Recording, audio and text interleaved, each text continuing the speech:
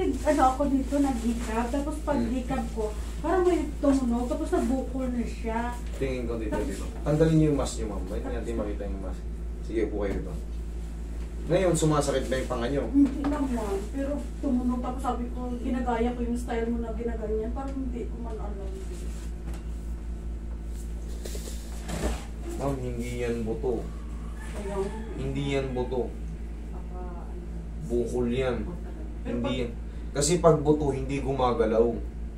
Siyempre, makakapako yan dito. Dito, may buto talaga tayong gumagalaw. Ayan, ha? Oo.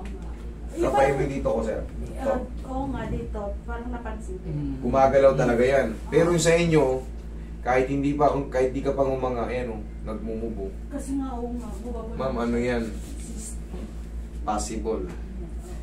Basta mga ganyang bukol, huwag kayong kumain ng mga chocolates. Mas agresibo yan pag kumakain kayo ng chocolates sa mga sobrang lalansa.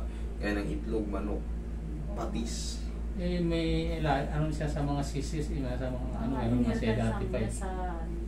Eh, pangkaraniwan na pala eh. Hindi pala yan dun pag nangamot, lumagutok. Kasi parang naano ko rin, lumugutok siya eh. Nung time na yung napansin ko. Malalaman mo kasi pag may jaw problem tayo. Ganito ang sikreto. Ay, ganito ang ano yan. Pag may jaw problem tayo, pag kumain tayo, or simpleng gumalanga lang tayo, hindi ko kayang, parang hindi ko kayang sagad ah. Sumasakit na siya kagad. Pero kung nakakakain kayo ng baka, or mga karne-karne talaga, hindi nangangawit, wala yan. Kakanganga kayo ng maayos. Eh, nagkataon lang, sumakto yung bukol ni ma'am dito sa ano. Pero based sa ano ko, sa assessment ko, eh, no, hindi, gumagalaw eh. Possible na ano yan. Yan, yan. Bukod dyan, ano pong masakit sa inyo? Hindi kasi ito, medyo, hindi naman masakit yan. Pero hindi ko siya maabot pag kasi masakit na. Hindi nyo maabot. Ito, hindi ko na. Hirap na. O yan, paabutin natin. Ubusog kayo rito. Tapos yung dito ko, ito kasi parang naninigas siya eh. Sige. Yung mga dito ko, kaya gusto ko Sige, i-reset ko yung katawan nyo. Ito naman, kita nyo, tumutunog-tunog yung ano nyo, shoulder nyo. Ayan o, may sumasabit-sabit. Hindi raw niya maabot ng ganyan. Yeah, masakit yan siya. Okay, sige. Sorry, masakit daw. Okay. Yan siya. Yan. Pauwi na to sa ano, ma'am. Malapit-lapit na kayo sa katagalan kasi pag hindi yan talaga na-address, kung bagang hindi pinayos. Susunod yan, di ba nakakat ng pag ganito? Susunod yan pag hanggang sa yun yung tinatawag na frozen shoulder. Sa inyo, semi-frozen, yung kay tatay, shoulder pain lang matatawag yun. Kasi mataas pa eh, pero sa dulo lang may pain. Yun yung tinatawag na shoulder pain. Ito sa kanya, malapit-lapit na to, ano na to, semi-frozen na to. Kasi limitado na yung ano nyo, dapat yan. Abot natin yung likod eh. Hindi na, sobrang sakit na. Hindi na, sobrang sakit na. Awatin natin, tanggalin natin. Kaya naman natin yan, pero kailangan nyo lang. Dapat may baon kayong 10 kilo lakas ng loob. Alam nyo na yan. Pag may mga semi-frozen o frozen shoulder, kailangan may baon kayong 10 kilo lakas ng loob kasi mapalaban kayo. May mga aray-aray moment pa ng konti. Okay, relax na.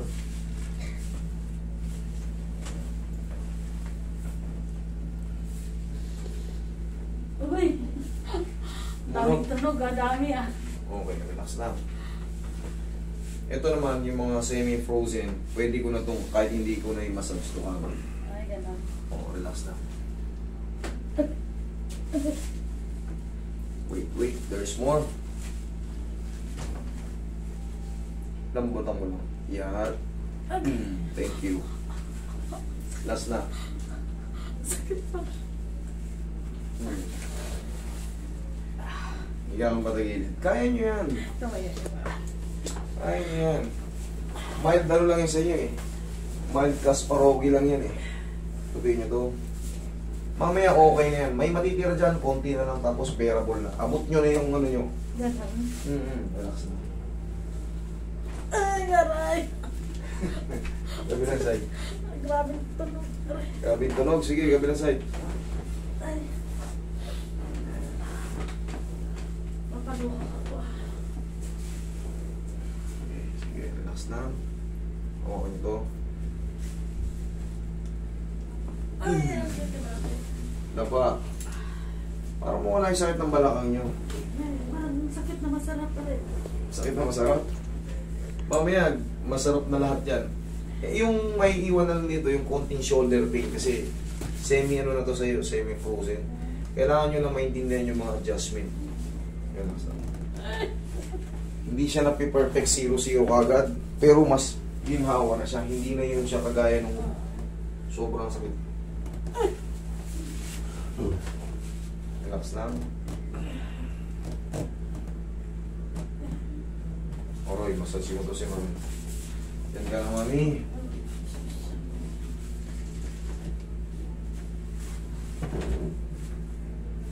Kaya pwede pa hila dito. Oo, mamaya pagtihaya nyo. Ay, gano'n. Hindi yan hinihila ng ano, nakadapa. Wait lang. Pag ganito ang gawa dyan, sa pag nakadapa, ganito. Pag hihilain siya mamaya pag nakatihaya na kayo. Kasi parang may ibig sa dyan. Sa singit, Opo, sa hips. pero opo. Sige. Rancho Laso ko yung marang kahil. puso ko ay dito sa gitna.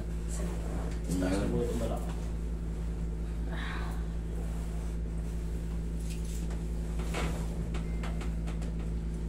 Relax lang. Inhale. Exhale.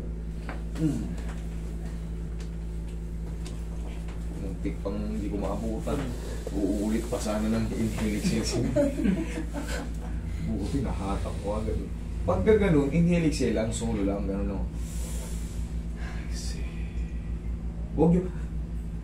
Kasi titigas yung ano nyo, hindi maganda yung adjustment pag na-doble-doble. Okay, ito na, atake ko ni Panyo. Ito yung request nyo eh. Oo. Huwag yung tigasan, man. Normal lang. Relax lang. Huwag yung tigasan. Isa pa.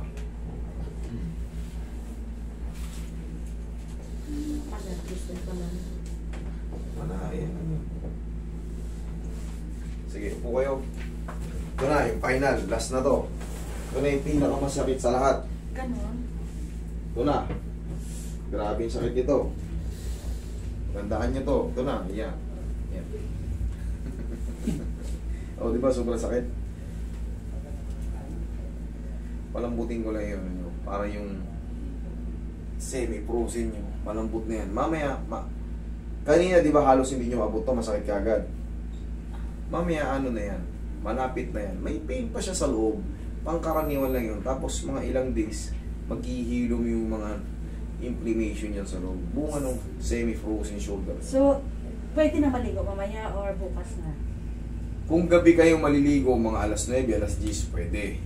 Maaga pa, makapahinga kayo. Pero kung maliligo kayo mamaya, pag uwi nyo, ay hindi po pwede. Baka sumakit yung mga masil-masil nyo, interaction ko kayo, baka sabihin nyo, sa akin galing yung ano. Talagang sa akin galing. Pero syempre, mas maiiwasan nyo yung pag gano'n, pag hindi nabasa. Galing kayo sa massage, mas maganda. Kalma nyo na sarili nyo. Wala mo nang ano. Hindi naman nakakamatay ang hindi pagligo eh. Malambot na to, ma'am. Kanina hindi makabot sa tenga. Aray, dali lang. Abutin nyo. Oo. Ay, may sakit siya. May sakit pa konti? Wait. May tumulog pa siya. Mm. Ayun. Ngayon, abutin nyo to. Ayan, ang sakit na dito ko. Pero maabot ko siya, pero may sakit siya. Ayan. May pain pa siya. Oo. Normal lang yung sabi ko sa inyo. May pain pa. Ayan. Pero nagtaka kayo, abot nyo na. Oo nga po. Okay, wait. Kung meron pa sa muscle, di lambingin natin, sabi ko siya. Talagang marami siya. Ito, Ayan. okay. Yan, dito sa deltoid muscle. Yan o. Pero yung mga nakakapanyo dyan, na parang may mga bukol-bukol, huwag yung patamaan, kumbaga, kung meron man. Pero sa mga stiff muscle, yan, patamaan nyo. Pero katulad yan, may bukol si mami. Sa gilid nyo na, ito yung bukol, lampasan nyo, dito lang sa mga gilid-gilid nyo. Kung hihilutin nyo, kung talagang nangangawit, huwag yung patamaan mismo yung pinakabukol kasi pag namagayan, hindi na yan babalik sa dati niyang size. Palaki na ng palaki ng palaki na yan. Kanina ganyan lang, o tingnan nyo ngayon. May sakit siya. Masakit pa sa loob? May sakit sa loob. Sige, wait. 1,